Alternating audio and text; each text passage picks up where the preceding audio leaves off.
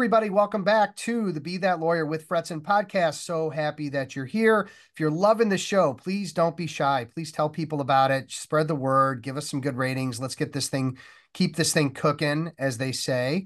I've got Steven waiting in the wings. How you doing, Steven? I'm doing great. How are you? Doing okay. Doing okay. Down in Dallas, yeah? That is right. Down in hot Dallas right now, but Hot Dallas. What are you guys hitting these days? 100? it's actually been pretty cool lately. But yeah, that typical time of year, around 100. Okay. All right. But that's what you pay for when you go down south. You're going to deal with that a little bit and you get the better winters. And that's the weather report on the Be That Lawyer podcast, everybody. So enjoy.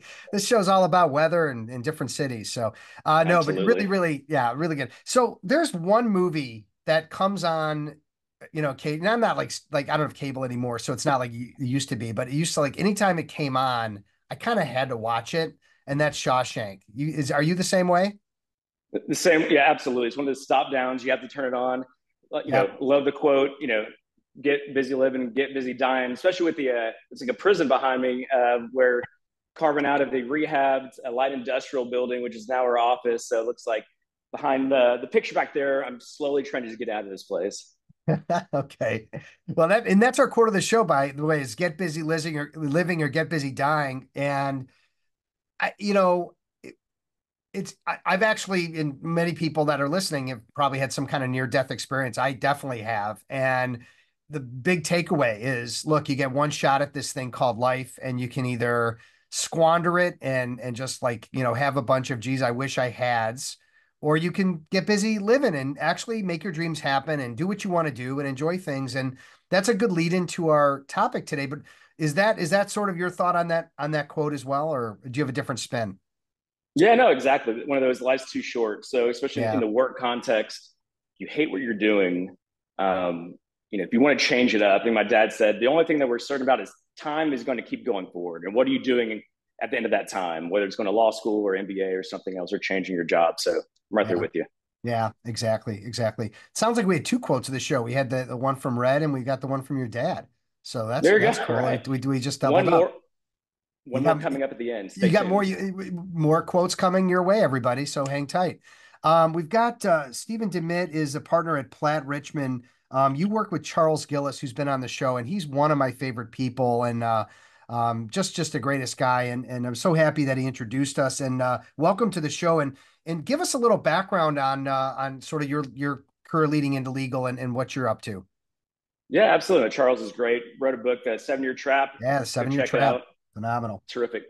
So, my journey kind of has changed, evolved over time. So I got out of law school 2009. Great market. So the option was litigation or litigation, right? There was not a lot of deals being done. So I went that route.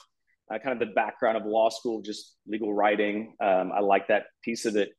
But over time, it kind of evolved, and I found out, naturally, I'm not an adversarial person, so I went more like a deal maker. And so over time, I wanted to transition my practice from litigation to now the transactional real estate construction development side. So that's what I do now. Real estate construction development, kind of all those areas. Okay. And I think we're going to kind of lean into this a little bit. So there's so many different practice areas, and the old days of being a generalist where you could just say, hey, I do everything, what do you need, that those days have kind of come and gone. And I for a number of reasons, but mainly, people are just not remembered for anything if you're trying to do everything, right?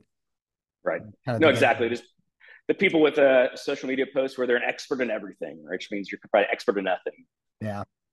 My late father, Larry the lawyer, would, he did really well in a lot of things. If it got over his pay grade, he would firm it out. But I mean, he really was one of the last few generalists that could, without being a country lawyer, that could kind of do everything. And just was just super smart. But I think today we are all niching down. We're all figuring out like what can we become great at doing in a particular area so that we are known for something. So talk about, talk about the importance of having a niche and why that should resonate with lawyers. And they people that want to do, hey, I do litigation, I do transaction, they don't want to give up a nickel to make a dollar. Exactly. I mean, people when they hire them want to hire the best, right? Get the expert, somebody who is not just kind of Googling before the call, trying to figure out what's going on. So they can do that. People in-house or non-lawyers can Google as quickly as we can to figure out a little tidbits about the law. So I think it adds credibility of getting into the issues. People hire you for reassurance or comfort in a specific issue, whether it's big time litigation that the company or it's I'm buying this big piece of property. They trust you with that transaction and they want to have confidence in who they selected. So I think it gives Yeah. them some comfort to know like this is the person for this area. Yeah, so I've got to have some brain surgery done. Not really, but I've decided I'm going to go with my general practitioner to kind of handle that surgery. Probably not a That sounds great like idea. a great idea. That's right. Yeah, I mean, if I want a good malpractice suit to hand off to a lawyer, maybe that's a great one to go. But look, I think that there's a lot of people, whether it was the recession of 2008-9, whether it's just the competitive space in the market, or maybe it's a practice area that people don't enjoy, or they see a bigger future in another practice area that's up and coming, right? That you have to consider at some point possibly transitioning your practice to another practice area. And I think there's a lot of fear and anxiety around leaving something behind that you maybe spent 5 or 10 years on to go into something newer, but that may be what you have to do. So how would you kind of recommend, and how did you do it to start to shift the tide? Yeah, absolutely. I think what you said is right. Really, it's kind of the question is why? Do you love something else? I found out what I want to do. I love it, or this sucks. I hate this. I just get me out, whatever. Or it's a dying industry or future success. I remember when I was kind of a young lawyer, I did a little bit of insurance defense, and one of the older lawyers at the time was like, "Don't do this. Get out of here." So Let me with pull you his advice, aside, so whisper in your ear. that's that's right. Yeah. So no, I think really you need to understand that you're betting on yourself, right? This is not going to be easy. You will take a little bit of a step back to then take multiple steps forward Yeah. of going, what do I want to do, and really getting into it. And so for me personally, it really was kind of a burn the boats, let's go all in. So I came over, I was at a larger, 400 plus person law firm partner over there, and decided that, made partner and looked around and said, do I really want to be here? And so, my law school classmates started Platt Richmond, let them take the hard part of starting it, and then Yeah. it seemed it's successful. So I decided to then jump in and had a conversation, a more entrepreneurial spirit, and decided to take a leap, come over here, and focus more transition to real estate, land use, construction, transactional side. And great timing when I moved over from the salary partner big firm job. A week later, coming to a new firm, COVID hits, and I'm going, what the hell did I do? Of going, give that up to now at eat what you kill model at the new firm. Is this right or is it not? And hindsight, thankfully, it was the best decision I made. It was great. But one of those really take away the safety net of going, look, you're going to earn what you bring in. You better go do it. And so that, in connection with great people I work with who really kind of share in the origination biz dev efforts, really just kind of have to dig into that new practice group or what you're getting into and become as much quickly as you can the expert and start building out your relationships. Yeah. So it sounds like a three-part step. One is sort of the research and the identification of the practice area that you want to move into, and you're finding your why, as you said. Okay. The second part is you have to learn it, right? You have to actually know what you're talking about in that space. And then the third thing is you need to then obviously go out and get business and bring it in, unless again your firm, can feed you stuff because they have an excess of that particular type of work. That's exactly right. So yeah, I mean, I'm not big on the fake it till you make it. So if you can really learn and be authentic and genuine, clients see that, respect that, have comfort, like we talked about before, in choosing you. So yeah, getting up to speed as quickly as you can is ideal. Yeah. So how did you approach, and I want to obviously share a little bit about some thoughts on how I approach things, but how did you approach business development to rebrand your practice? Because when you realize, hey, I've got this new thing, I've got to get it out there, get the word out, but also I've got to actually bring in business. Sure.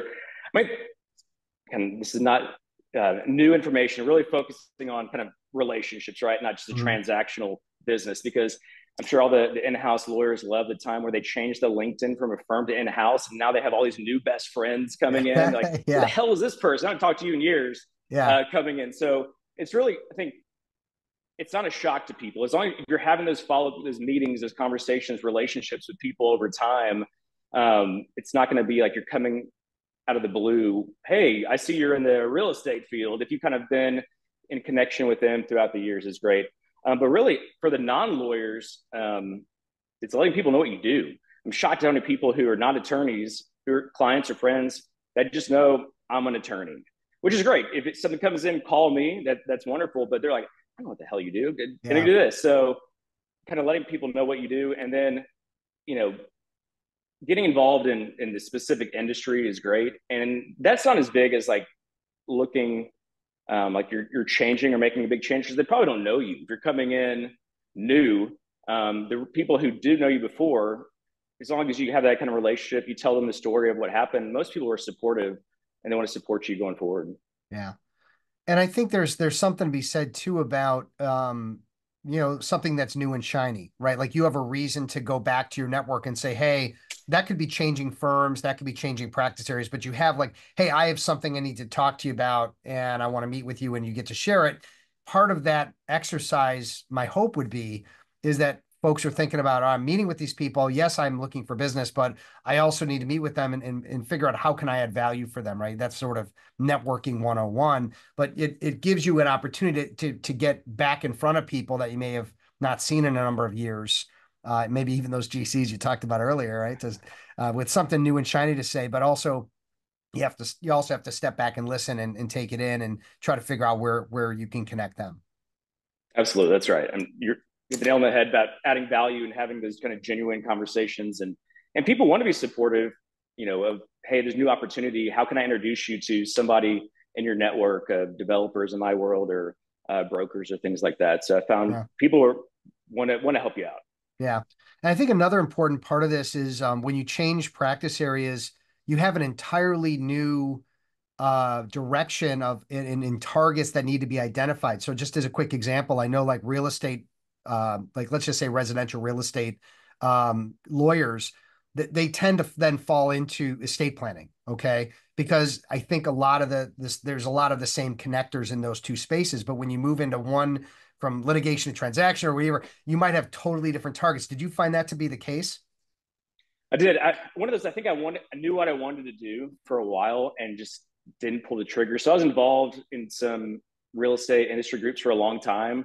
Kind of as the litigator, it's hard to kind of get into the deal work. So I was kind of on the sidelines and knew a lot of the players. But like you said, kind of switching formally over to more of the transactional side, I was able to reconnect with those people and have conversations about, hey, now I'm really in your world. I wanted to be, but now we can actually do some business together. Uh, was a good way of kind of reconnecting with them, like you said. Yeah. Do you find that there are certain types of either lawyers or other consultants or people that are best for you that you have identified that can, get you the real estate deals maybe more frequently than other people? I mean, brokers are great. They see a lot of deals coming in. You always see them on the closing sheet. Like, good lord, this person's making a ton of money on the commercial side and the residential side. But you don't see how many kind of misses they may have, right? So we give them a hard time where we, as lawyers, bill by the hour of kind of slogging through that sometimes. But no, they're great. They're a good referral source. Um, Definitely, people who are actually in the industry are ideal, obviously. But yeah, there's people who are on the outside of whether it's estate planning, CPAs that are involved in the business side of with people. They've been great resources. People that specialize in a particular area, criminal law, family law, and that's all they do.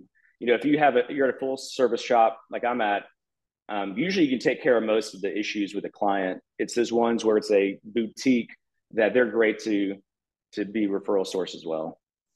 Yeah. And so as you move your practice from one area to another, how are you sort of protecting the, the sort of the relationship because you've been doing one thing for so long and you're moving to another, but you have people that know you for something. How do you protect that relationship so that they will continue to either send work your way or think of you in a positive light when you're kind of moving out of the things you've been doing?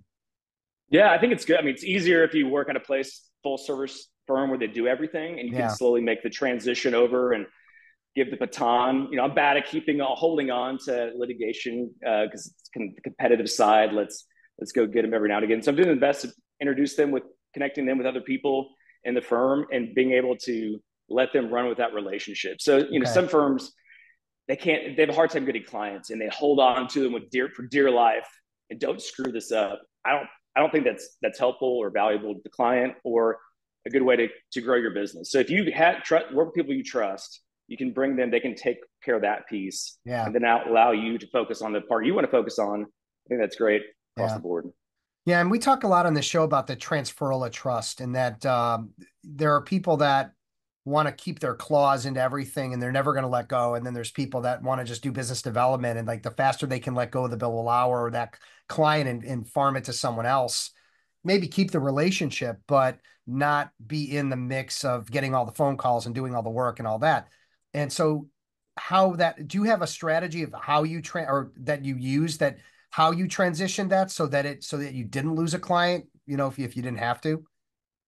Yeah, I think what you said. So as you're transitioning, I think you're to find a lot more that, at least initially, you need to have you're the boots on the ground, you're in the weeds because you're learning a new practice area or expanding your depth of knowledge or experience. And so and over time you can continue to hand it off to other people and maybe be more the business development role. But I mean, you need the reps to be able to give them better advice and then over time build out your team of associates, other people. But I think it comes down to just credibility, right? So make sure whatever you're doing that you're excellent at that, and so that the person you work with is like they're solid. They know what they're talking about. I totally trust them. So when you move to a new segment, new practice area, they'll trust you again. And like you are the one who you dig into the weeds. You know what's going on in the practice area, and they still have that same level of trust.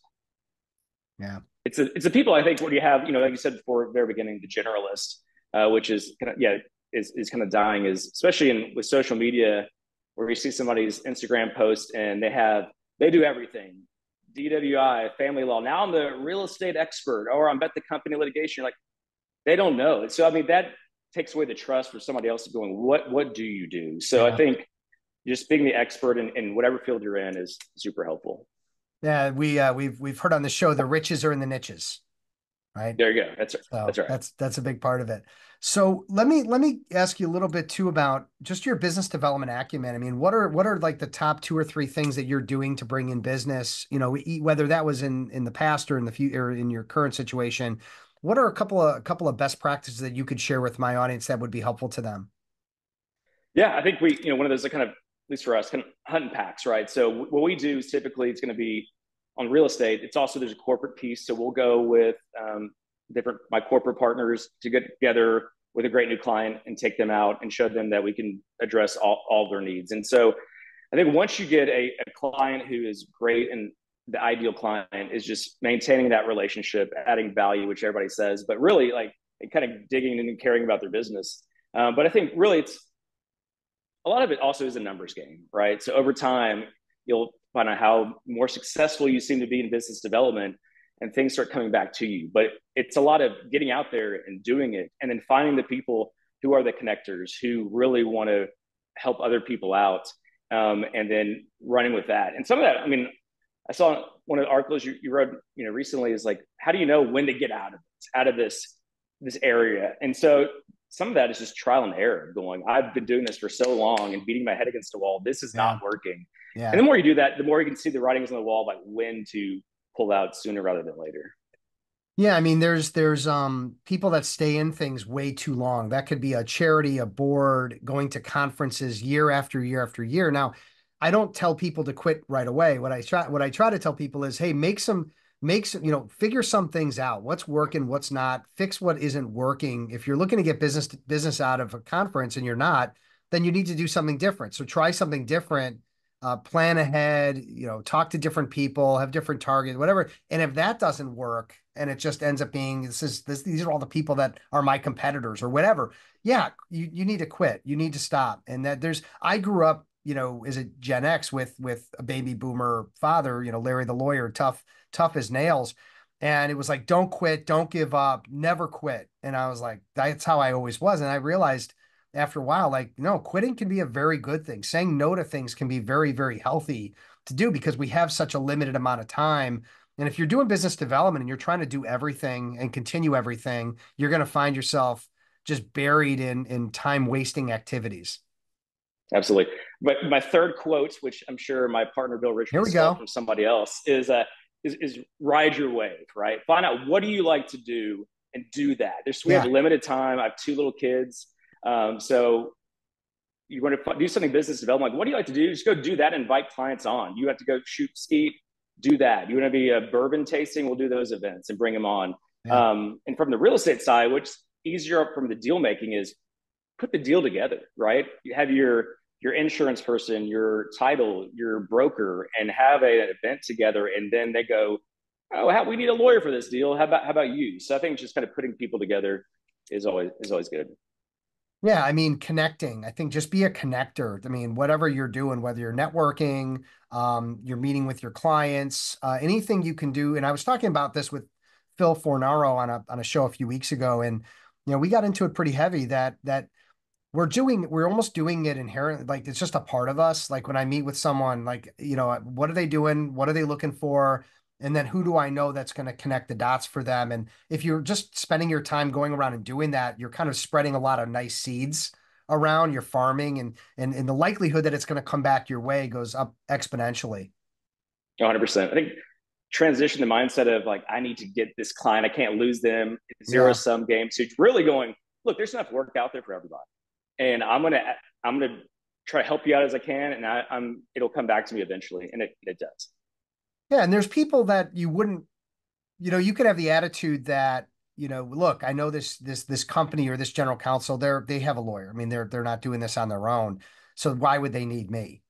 So I'm not going to bother, So I have a client call me up. He got a meeting with the IT guy at a major corporation, and he was asking questions, and the guy just basically admitted that the group that was doing their trademark stuff, that was kind of screwing up.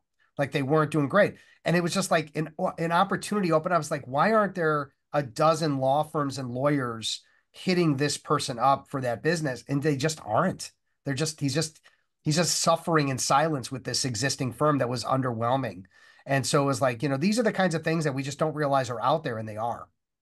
Oh, absolutely. I mean, I think people are different transitions at different times, whether it's switching practice areas we talked about, or life cycle of your career. I mean, I have some clients where they use the same attorney for 40 years, and he's about to retire, and they need to find somebody else. And that's great. And you never know. So you got to just keep those contacts, and it Yeah. might be the right place, the right time. The best example is a client of mine and good friend John Malonis. He was on the show a long time ago, but he's not a lawyer, believe it or not. He's a commercial real estate guy with a mega company.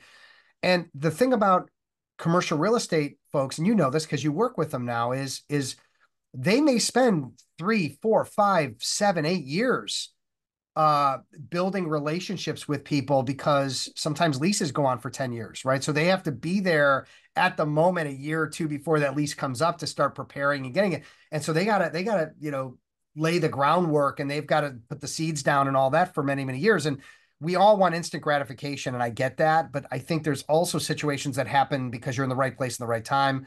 And there's also ones where you need to kind of sit on it for a while and continue to add value over time. And then 3 years later, something changes and then you're in the lead. No, no, absolutely. And if you want to stay top of mind as well, because nobody looks at the second page of Google, right?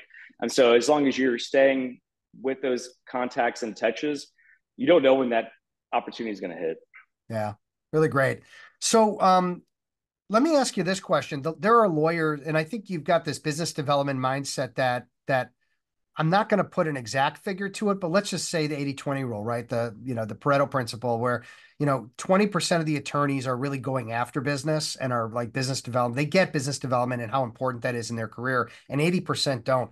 Why do you think that is? Because I know I kind of have my answer, but I want to hear what you have to say. I think a lot of it too, just by the nature, somewhat of the profession, right? You have a typical nerd who wants to crunch, read the books, and who's just focused on their craft, or they're digging into the weeds of something and not really taking a step back of going, how do I build a business, right? How do I broaden this? Because if they knew when you have the clients, it is so much better than working for somebody else's clients. And you're a Yeah. lot more invested in, and it means more of like you're a part of their business as well. But I think a little bit of that is trying to, like we said before, hold on. If you have a few, let's hold on to those.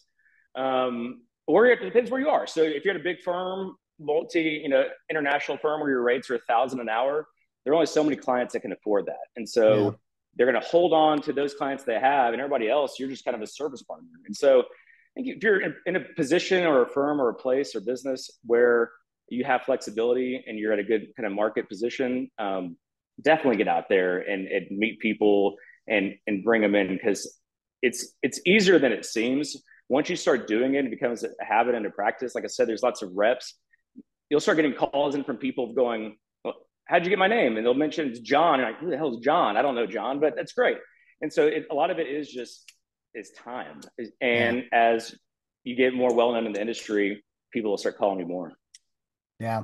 Well, and again, as you know, I've been doing business development coaching for lawyers for around 17 years. And the reality is that I can only work with people who are motivated and open-minded to change and to try to make improvements. And everyone else, again, I'm putting out, this podcast, and I've got videos on YouTube, and I've got my Above the Law. I'm writing for Above the Law. I've got the books, 4 books, new audio books out. I mean, all this stuff I'm doing for the masses, with the idea that there's only 10% that are going to actually reach out and want to talk to a coach, whether it's me or some of the friends I have in the coaching space. But it really does come down to, I think, most lawyers have that whether it's coming to Jesus moment or draw a line in the sand moment, where they go, look, I figured this out. I'm never going to make equity, or I'm never going to get really control over my career without having a book of business. And I'm either going to do it on my own and figure it out, or I'm going to work with someone that knows more than me. One way or the other, I'd rather see that happen at someone in their 30s than someone in their 50s or 60s, which I see more frequently than I'd like to admit. What do you think? I mean, you see all these people a lot more than I do. What keeps them from doing that, the 80%? What do you think keeps them from broadening out their kind of risk, It's or it's what do you think it is? Well, there's a lot of reasons. Business development is hard, it's scary, it takes time, it takes effort. Putting something off that takes effort. All right, so someone that has, 50 pounds to drop, it's just hard. It's just hard. Everything's against you to drop that weight, or to become great at a sport, or to start taking up a new, hey, I'm 54 years old, and I'm gonna be a superstar guitar player, and I'm gonna start learning the guitar at 54. It's just hard, right? And you have all these other things pulling your attention. You've got 2 kids, right? I think Michael and Sadie, and you've got, this life, and then you've got the billable hour, and then you've got all these things pulling your attention. And on top of that, we're saying go get business. And I think that just scares the dickens out of most lawyers. They'd rather just keep their head down. I'm going to go after that next year. And we know what that means, right? It's just not going to happen. So then it's year after year. And then it sort of like weighs on them. And, hey, I had a pretty good year, made good money. I'll just hold off another year. So for some people, that's worked out. I mean, there are people that do that year after year. They retire, they stop law, they made plenty of money, right? They got their 401k, kids paid, college paid for, and all that. And then there's a lot of other people that are, the solos, and that have had to go out on their own and take extreme measures because that lack of book of business affected them negatively, and they're in kind of a bad place. So that's what that was a very long answer to your question, but that's kind of what I'm seeing, Stephen, and it frustrates me to no end, because you and I both know this is how important this is. Charles writes about it in the 7-Year Trap. But how do we, you can lead the horse to water. That's about as far as you can, go with it sometimes. Yeah, there's no Ozempic shot for business development, right? So it Yeah. is a long, long time. And what Charles says in his book too, I think planting those seeds and getting to a position that you can do and have freedom to do what you want is ideal. Yeah. One of the things I really do try to get lawyers to do, though, through the content I create and things like that, is you don't have to go from 100,000 in origination to 1 million, right? Just say, hey, can I get from 100,000 to 150 next year, or to 200 next year? And can I just send out, 1 or 2 emails a week to get meetings? What's the little baby steps that you can take that at least start getting, it's like, I'm again back to the 50, and I apologize to everybody that's 50 pounds overweight more than they should be. And we all have a couple to lose, but it's like, you don't have to lose 50 pounds. What you have to do is you have to lose 2. right? And you have to just slowly pick away and chip away at something that seems monumental and scary. And business development's the same way. You don't have to push all your chips in if you can just get started having some good habits and some positive habits. So, No, absolutely. That's right. yeah. And get inspired, which is a great lead in, Stephen, to our game changing book, The Game. And I am a big Alex Hormozy fan. I think we talked about that in our last, I think we did in our last visit, but talk to me about The Game and Alex Hormozy and why you put that down as your kind of your game changing book. Yeah, no, he's great. I think he just gives like the practical advice. I think his book, most recent book about kind of getting leads, Yeah. is terrific. It's just how do you do it from a step by step approach of just kind of practical and not just totally theoretical, and somebody who makes it easy to understand and digest and kind of no bullshit, and here's how you do it. So Yeah. that approach is great. Some people, when it is more theoretical, and go look in the mirror and say you're going to get clients, well, you need to go do it, right? Yeah. So if you're having to prime and prep for 3 hours a day to get ready to go do your work and do your breathing and cold plunge and all that, it's like, I'm going to kick your ass while I just go do it. And Yeah. so a lot of that is just putting in the hard work and being strategic and insightful and be purposeful and intentional with business development and getting new clients. Yeah. And he's really excellent. The $1 million offer and The Game, and I think what he does on his podcast too. If you check out Alex Hormozy's podcast, he does his audiobooks on the podcast, so you can get them for free and just be on but listening to his podcast, getting inspired. Look, you don't have to have $100 million business, right? Not everybody's going to do that or be built for that, but it's all about picking up ideas. Picking up ideas from me, from Alex, from anybody that's writing and speaking and giving content that's going to help you to be successful. And then you can decide if you want to make a bigger investment in a coach or an advisor or someone to work with. But ultimately, I think it's just, you just have to start learning from people that know more than you. If I want to be a lawyer and there's someone who's been doing it for 30 years and I go, I don't need that. Well, that's just stupid, right? You want to learn from this people that are smarter and that have done it before you. It's just a faster way to learn. So, Absolutely. They're going, yeah. here's the path to do it. They've done the hard work. Yeah, exactly. Exactly. Like you glomming onto a firm that already started, right? Easier than That's starting right. it yourself. You're So right. there You're you just going to go. start from square one. You got to take the hard part. I'll come in Yeah, later you on. We guys can do build it that. from I'll there. be there in no time flat, right? Absolutely. All right. Well, Stephen, fantastic, man. As we wrap up, want to thank our wonderful sponsors, of course, our friends over at Rankings.io with the big PIMCon conference coming up, which is great for PI attorneys. We've got Lawmatics on the automation, and we got Get Staffed Up helping you delegate away to freedom. If people want to get in touch with you, Stephen, they want to talk to you about either your practice or about your new practice area in the real estate space. What are the best ways for them to reach you? Yeah, just Steven Dimitt, 1M, 2T's on LinkedIn is the best. You can see my kids go on Instagram or Facebook. But yeah, either website, reach out to me directly, plattrichmond.com, or LinkedIn, shoot me a message. All right. Well, we'll wrap up on that. And please tell Charles I said hello. He's one of my favorite people. And I just appreciate him and his mindset about how he wants to really help the legal industry in a similar fashion that I do. Leave the place better than we found it, I guess is the another quote. Anyway, thanks again, Stephen. I appreciate you coming on and sharing some wisdom with us. Thanks, Steve. Appreciate it. It's great. Yeah, absolutely. And hey, thank you everybody for spending time with Stephen and I today. We got a Stephen and a Steve, occasional Stevie. We won't say who that is. And listen, it's all about helping you to be that lawyer, confident, organized, and a skilled rainmaker. Take care, everybody. Be safe, be well. Talk again soon.